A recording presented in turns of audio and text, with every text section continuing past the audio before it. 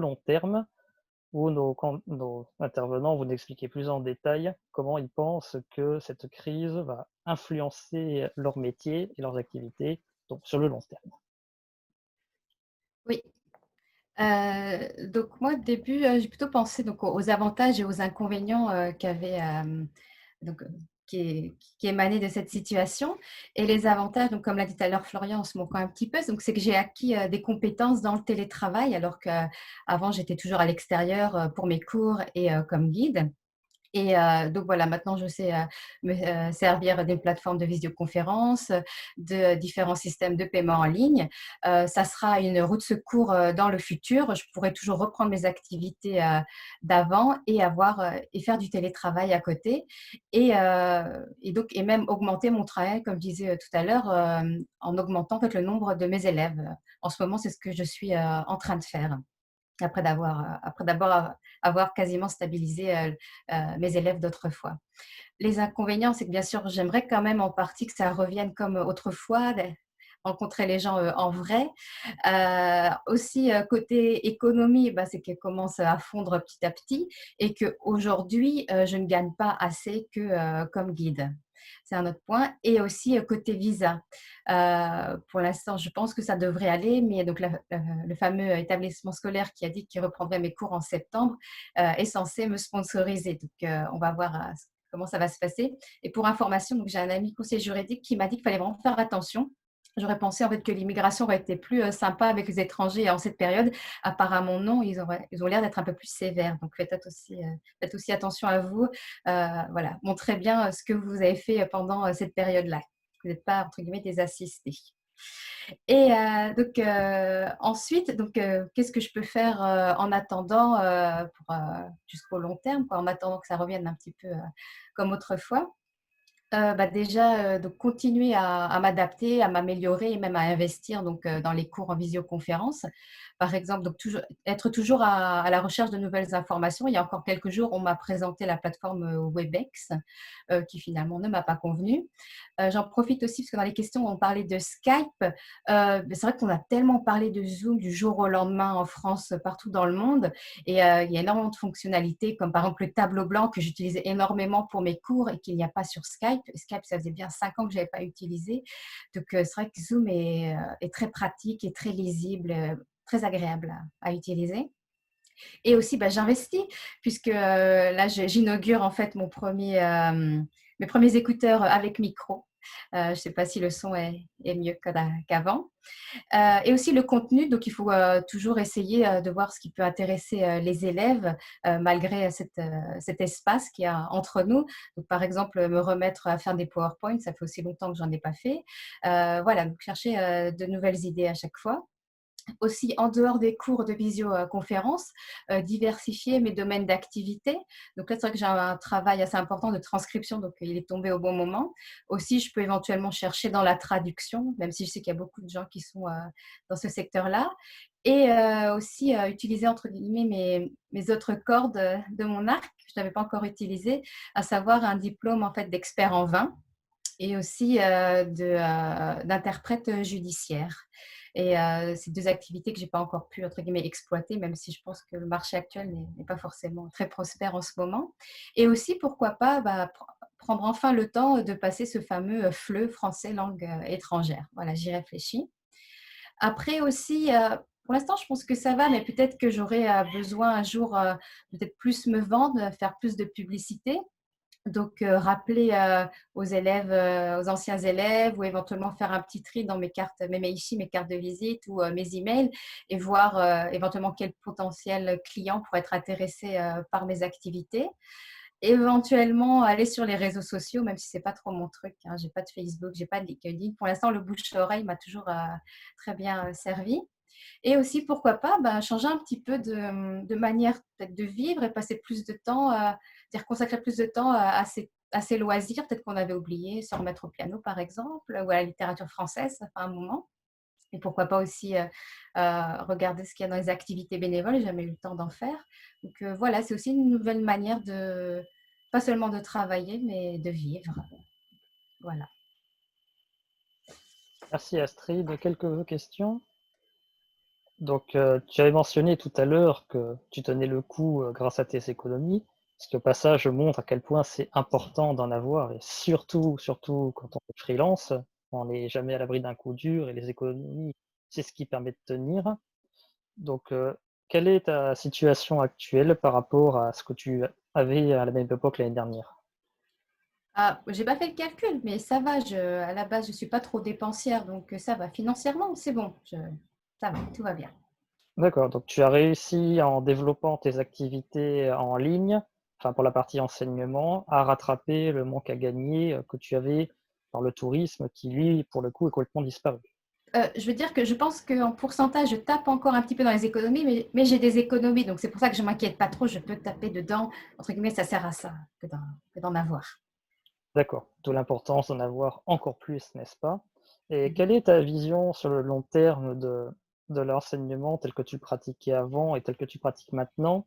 Est-ce que tu penses que les 2 vont se poursuivre conjointement? Ou est-ce que tu penses que de plus en plus de gens vont être attirés par le côté, pratique, de l'enseignement en ligne et du coup avoir tendance à délaisser l'enseignement traditionnel? Je pense quand même qu'il y a une bonne partie des personnes qui voudront avoir des cours en présentiel, par exemple les personnes âgées qui ne sont pas forcément familières aux nouvelles technologies et aussi après l'envie de se rencontrer. Donc là justement, l'autre établissement scolaire est en train de demander aux élèves ce qu'ils préféraient. Je pense qu'une partie pour l'instant a peur et préfère rester sur Zoom. Et dans le futur, de toute façon, oui, je pense que je vais garder les 2. Je garderai les 2. Et Zoom est, comme je disais tout à l'heure, est vraiment une roue de secours. Ça veut dire que si, par exemple, je ne sais pas s'il y a un typhon, c'est vrai qu'on devait annuler les cours en présentiel, et ben là, on pourra quand même les continuer en ligne. Comme je disais, je pourrais toujours avoir de nouveaux élèves. Donc, c'est vraiment, j'ai l'impression d'être gagnante sur les 2 plans, pouvoir recommencer mes cours en présentiel et en augmenter en ligne. Donc, côté enseignement, j'ai pas trop voilà, d'inquiétude. Ensuite, côté tourisme aussi, moi, je suis à la base très optimiste. Donc, j'ai confiance, comme je disais, en mes agences. Je sais que dès qu'elles auront des demandes, elles me contacteront. Et je pense que dans le futur, peut-être que les Français, quand ils sélectionneront leur destination de voyage, peut-être que l'hygiène sera un critère important comme on l'a vu avec la propagation du virus. Et on sait que les Japonais voilà, font des petites courbettes, on ne se touche pas, portent très facilement le masque. Il y a cette culture qui est très prégnante. Donc ça peut être un argument, entre guillemets, en plus de tous les arguments qu'a le Japon à mettre en valeur. Et aussi que peut-être vu l'instabilité actuelle donc de la pandémie, les touristes qui avaient tendance à tout faire eux-mêmes, à réserver les avions, les hébergements, les activités, tout par eux-mêmes, peut-être auront plus tendance à revenir sur des agences de voyage qui, entre guillemets, sont une sécurité en cas de souci, bah, de rapatriement, d'annulation, comment faire, tout ce qui est frais, tout ça. Et donc, en passant par des agences, finalement, j'aurai peut-être plus l'occasion d'avoir bah, des voyageurs, puisque je ne passe que par des agences. Donc, je suis aussi optimiste, peut-être que j'aurai plus de travail finalement, je pourrais toucher plus de personnes qu'autrefois. Et sinon, je dirais, le Japon s'est quand même relevé de la Seconde Guerre mondiale en devenant pendant un moment la deuxième puissance mondiale économique. Il y a eu le séisme de 2011, plus personne ne croyait en Japon et même les Japonais. Et l'année d'après, on battait le record du nombre de voyageurs étrangers au Japon et ce record a été battu d'année en année bah, jusqu'à malheureusement cette année-là. Donc, quand même, voilà, le Japon a beaucoup de capacités et avec le report des Jeux Olympiques, et puis je pense que le gouvernement japonais a vraiment pris conscience de l'importance que représentait le tourisme je veux dire, économiquement. Donc, je pense que le gouvernement va pousser ce secteur-là. Donc, je suis plutôt optimiste. Bien, merci beaucoup Astrid. Bon, je vois que j'ai un petit problème de vidéo que je m'en vais résoudre et pendant ce temps, je laisse la parole à Eric. Oui, bon, les solutions, est-ce qu'il y en a? Je n'en sais trop rien. Ce que je fais de mon côté, je mets vraiment en place pour redémarrer, tout en place. Et je pense que le présentiel, pour moi, est très important. Que mes clients viennent dans mon école continuer comme avant ce qui se passait, je veux le continuer, le mettre en valeur. Ça va, je pense, moi aussi, je suis assez positif et je pense que ça va revenir comme avant progressivement. Et il n'y a pas de raison qu'on n'y arrive pas. Ce que Zoom va m'apporter, ça sera un plus, comme je disais tout à l'heure. Je peux l'adapter à mes leçons, du fait que si sur un groupe de 3 étudiants, le quatrième où il en manque 2, ils peuvent participer à la leçon. J'ai un grand écran dans ma salle qui permettra de faire comme si ce client était non virtuel, mais dans la salle. Donc c'est intéressant à faire. Ensuite, en leçon, donc Zoom pour moi, ça m'a permis de continuer de vivre ce présent. Ça me permettra d'améliorer peut-être un avenir que je vois, que j'imagine, mais je ne compte pas vraiment dessus. Mes leçons, surtout mes leçons, comme elles sont basées sur la prise de conscience et la mise en situation de ce qu'on apprend, on est appelé à se lever, marcher dans la salle, faire parler en même temps qu'on fait. Donc, en visioconférence, c'est très difficile d'utiliser ce style de méthode de leçon. Et ça ne m'intéresse pas réellement, franchement, non plus de continuer sur Zoom. Donc, je mise sur le présentiel. Mais les expositions, les ateliers que je faisais avant, qui se faisaient dans ma salle, vous voyez, tel que vous le voyez là, souvent c'est beaucoup de personnes en même temps et c'était une ambiance très intéressante, plaisante, accueillante. Mais bon, on ne peut plus faire comme ça. Mais ça ne s'arrête pas pour autant. Au lieu qu'il y ait 20 personnes ou 30 personnes dans la journée, il y aura 2 fois 15 personnes. C'est faisable, c'est jouable. Et pour cela, j'ai créé, là c'est ce qu'on faisait avant, vous voyez tout ce monde.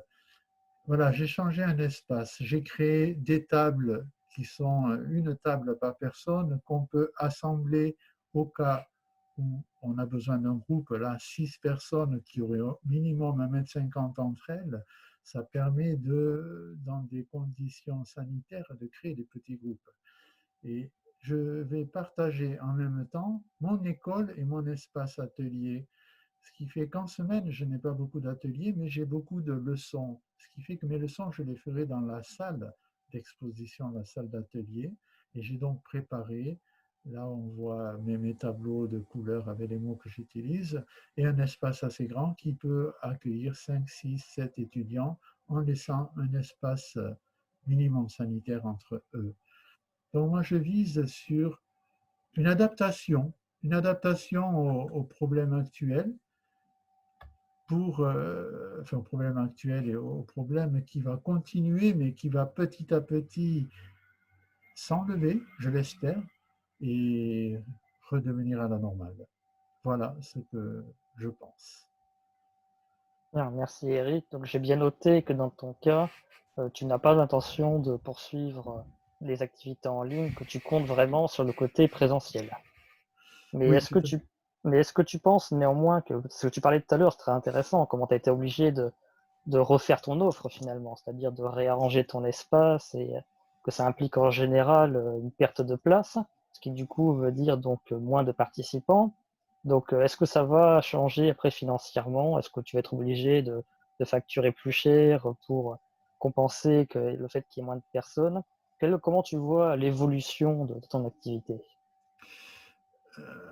L'espace, je l'ai d'ailleurs, ce que j'ai prévu et que j'ai calculé dans les tailles des tables que j'ai découpées, c'est que cet espace peut être restreint au départ et peut permettre d'avoir en fait plus de personnes qu'avant. Ça me permettra de mieux organiser et d'avoir plus de personnes dans la salle autour de ces grandes tables réunies. Donc c'est progressivement, c'est sûr que j'aurai une perte d'argent au départ. Mes prix, je ne les change pas. Ce que je change, c'est le temps de location. En fait, je baisse les prix quelque part, mais je fais le même prix, mais je laisse la salle plus longtemps à mes personnes pour que, par exemple, un atelier qui aurait un habituel 30 personnes, qui puisse le diviser en deux, donc rester plus longtemps et faire 2 fois 15 personnes. Voilà comment je le vois, pour garder mes clients surtout. D'accord. C'est intéressant parce que par exemple dans la vente, c'est souvent le contraire. On a tous vu dans les grandes surfaces, des industriels qui discrètement réduisent la taille des emballages et donc la quantité du produit pour le même prix. Toi, c'est le contraire. Donc, c'est une démarche très intéressante. Oui, parce que je sais qu'en fait, mes clients qui sont créateurs, qui sont hôtes de ces ateliers, qui font ces ateliers-là, sont dans la même situation que moi. Si je montais les prix maintenant, ils ne pourront pas suivre. Eux aussi sont pris à la gorge en ce moment. Donc je leur offre, et c'était en fait le but au départ de ce que j'ai monté, c'est de permettre à des créateurs qui ne sont pas des vrais professionnels, qui n'ont pas l'argent pour ça, d'arriver à montrer ce qu'ils veulent faire, de pouvoir se prouver eux-mêmes de le faire à un prix intéressant. Et si maintenant je leur casse ce prix-là sur le dos, tout à coup je monte les prix, ils ne suivront pas, ils ne pourront pas le faire. On est tous dans la même situation, c'est une entraide. Je sais qu'ils le comprennent et ils me suivront et c'est gagnant-gagnant pour tout le monde. Très bien. Eh bien, merci beaucoup, Eric, pour ces explications.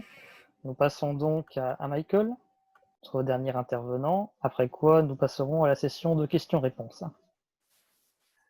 Bon, le futur. Eh oui, le futur. Est-ce qu'on le voit venir, le futur? Est-ce qu'on peut prédire le futur, le bal de cristal? On disait que dans mon domaine, que les drones, ça serait le futur. Tout le monde commençait à en acheter des caméramans. Eh bien, non, c'est défendu un peu partout, presque partout, je dirais même. Et donc, c'est pas, comment dire, c'est pas magique le futur. On peut se tromper parfois. Et si on pense au futur, j'espère que tout le monde est au courant qu'il est très fort possible qu'il y ait un tremblement et un tsunami de l'équivalent au plus fort ce qu'il y avait à Tohoku. Ça s'appelle en anglais Nankai Trough, l'eau Nankai. Et Tokyo, qui est ici, peut être très endommagé. C'est en retard même. Et j'espère que vous pensez au futur, vous planifiez ce qui pourrait arriver. Vous avez vos kits de sauvetage. Je veux dire, il y a quelqu'un au début de coronavirus qui a dit « Oh, qu'est-ce qu'il faut que j'achète si jamais on ne peut pas sortir? » Ben non, c'est le tsunami, le tremblement qui va sûrement arriver un jour ici à Tokyo. Pensez-y un peu. Pensez au futur, quoi. Ça fait 40 ans que je suis là. J'ai appris à penser au futur. Par exemple, moi, jeune, j'étais artiste. Je pensais pas du tout à tout ça. Je faisais ce que j'aimais, je le fais encore. C'est grâce à ma femme qu'on a payé 25 ans, 350 mois dans les régimes de santé et de retraite. Et maintenant que j'ai un certain âge, c'est pas beaucoup, mais je suis content qu'elle ait fait. Il y aura la décision pour vous de soit rester au Japon, soit de rentrer chez vous ou peut-être vivre dans un tierce pays. Moi, je suis ici pour le long terme, donc pensez-y un peu. Et pour la production vidéo, des gens qui peuvent moins voyager, les équipes locales. Moi, je suis professionnel, je suis au Japon, je filme surtout pour des étrangers, pas pour la télé japonaise. J'espère qu'il y aura plus de travail qu'avant, maintenant que c'est pas facile à déplacer des équipes. Il y a l'interdépendance que je dis, la coopération. J'adore la coopération, plus que la compétition, mais on est compétitif quand même à un certain point. Mais des projets bénévoles et coopératifs, je suis en plein dedans, j'y crois encore. Et c'est peut-être le moment, plus que jamais, de le faire. Dans FFJ, nous avons de l'entraide. Ça, c'est un atelier que j'ai donné sur le côté juridique des tournages. Des permissions, droit à l'image, etc., etc. J'ai commencé dans l'art, je continue à aider aux artistes. Ici, c'est un Rakugo-san, c'est du Rakugo, conteur, qui fait des sujets sur la pauvreté, sur les SDF. Et je continue au futur, comme je faisais avant, à suivre des sujets à long terme. Ici, c'est les morts dans les hôpitaux psychiatriques. Ici, c'est les immigrants, les migrants, les réfugiés qui sont pas les bienvenus au Japon, pour être charitable. Ils ont beaucoup de problèmes. Et donc, je vais continuer à faire des projets comme je faisais à long terme et j'espère que parmi nos participants, des gens qui nous écoutent, qu'il y en aura qui commenceront à faire des choses qu'ils voulaient faire et que ça débutera, qu'on restera derrière nous de quoi valable, contribuer à cette société et même à l'humanité dans la mesure du possible, comme on peut en tant qu'individu. Voilà. Bien, merci Michael. Belle réflexion philosophique. On n'est pas que son travail, après tout. C'est important de faire des choses qui nous plaisent aussi. Il faut trouver un équilibre entre ce qu'on a envie de faire pour le plaisir et puis ce qui paye les factures, n'est-ce pas? Donc, dans le cadre de la vidéo, j'ai quelques interrogations. Donc, tu nous parlais tout à l'heure de l'évolution technologique. Et puis là, maintenant, la société post-Covid, peut-être qu'effectivement, il sera plus difficile de voyager, les prix des billets d'avion vont augmenter, les règles sanitaires vont être plus strictes, ça va rendre les tournages plus difficiles. Et donc, peut-être sera-t-il plus intéressant à ce moment-là de faire appel à des professionnels locaux. Qu'en penses-tu? C'est ce que j'essayais de dire tout à l'heure, mon français manquait un peu, mais oui, c'est qu'ils ne pourront plus envoyer des équipes de l'étranger, comme on faisait dans le temps. Ça coûte cher le Japon, ça coûtait cher le Japon. Et c'est une des raisons que les équipes arrivaient d'outre-mer, même la location d'équipement est chère, tout était cher. Mais maintenant, ça va être plus cher pour arriver de l'étranger et essayer de s'établir ici, de faire quoi que ce soit. Donc, les indépendants, les freelances, qui offrent des services professionnels dans la production ou dans l'audiovisuel, si on peut dire, pour le mettre dans le sens plus large, dans le cinéma, même dans des YouTubers, il y aura une expansion, je pense, de production, de travail dans la production pour nous qui sommes ici. J'espère. D'accord, hein. Et est-ce que tu penses, tout à l'heure, on parlait de la compétition qui s'accroît, les budgets qui baissent. Bon, bien sûr, c'est toujours difficile à évaluer, mais penses-tu que de manière générale, il y aura plus de demandes pour des offres, entre guillemets, qualitatives ou pour des offres plus accessibles, des petits jeunes qui filment avec leur caméra? Je sais que c'est difficile à prévoir, mais je suis curieux de savoir ton opinion. Une bonne question. Je vais vous dire la vérité. Je te vois, je parle à tout le monde. Après les crises dont je parlais tout à l'heure, il y en a eu des crises dans ma vie ici. Et les budgets tombaient et on est plusieurs cadreurs, caméramans, DP, directeurs de production qui avons choisi de garder le même équipement qu'on avait. Moi, j'ai une échelle de prix dépendant de l'équipement dont je me sers. Quand c'est de l'équipement pas cher, ça coûte moins cher. Quand c'est de l'équipement plus cher avec beaucoup d'éclairage, etc., toute une équipe, ça coûte plus cher. Mais j'ai une gamme de prix, mais je vais pas baisser mes prix. Et la réponse, c'est qu'on avait moins de travail. Ça, c'est la vérité. J'ai réussi à garder, à faire ce que j'aime faire, bien le faire, ça me tient à cœur de faire un travail professionnel. J'en ai moins qu'avant. J'ai un certain âge aussi, donc je veux faire des choses qui me plaisent, plus ou moins. Et je ne peux pas prétendre que si on décide de charger ce qu'on chargeait avant, qu'on va avoir la même vente, les mêmes chiffres d'affaires qu'on avait avant. Ça, dans mon expérience, ce n'est pas vrai. Mais c'est une décision que j'ai faite. D'accord. Non, c'est bien, c'est un choix courageux et qui n'est pas toujours facile. Moi, je vois par exemple avec des gens autour de moi dans un autre secteur qui est celui de la traduction. Quand on a atteint, on va dire, un certain niveau, une certaine expertise et de l'expérience, ça devient de plus en plus difficile de justifier ses tarifs parce qu'il y a toujours des compétiteurs qui cherchent pour beaucoup moins cher et des sociétés qui sont pas trop regardantes, on va dire, sur la qualité. Donc c'est vraiment un choix, mais dans le cas, par exemple, de la traduction, il y a toujours des possibilités d'adaptation. C'est-à-dire qu'au lieu de faire de la traduction brute, on va proposer plutôt de la localisation, c'est-à-dire travailler pour des sociétés, les aider à adapter leur discours, leur marketing aux produits. Donc de la même façon, peut-on pas envisager que dans la vidéo, il faut offrir des services annexes qui justifient qu'on est plus cher que la concurrence. Avoir quelque chose en plus, on va dire. comme tu disais tout à l'heure, chose, tout en le monde, plus, c'est tout le la monde peut qualité. écrire, mais tout le monde ne peut pas être écrivain. Donc, en tant que professionnel et avec une expérience, il faut avoir des services supérieurs à ce que peut offrir quelqu'un qui a moins d'expérience. Ça va de soi. J'ai commencé, tout le monde a commencé sans expérience. Il n'y avait pas de cours vidéo quand j'ai commencé. La vidéo était noir et blanc dans les années 70. Et donc, on commence au début, tout le monde. Par exemple, une des suggestions que j'ai déjà fait dans un atelier de freelance au Japon, c'est quand on commence de donner un prix et pas surestimer ce qu'on peut faire. On sous-estime ce qu'on peut faire. Et là, on fait de la valeur ajoutée, ce que les Japonais appellent service.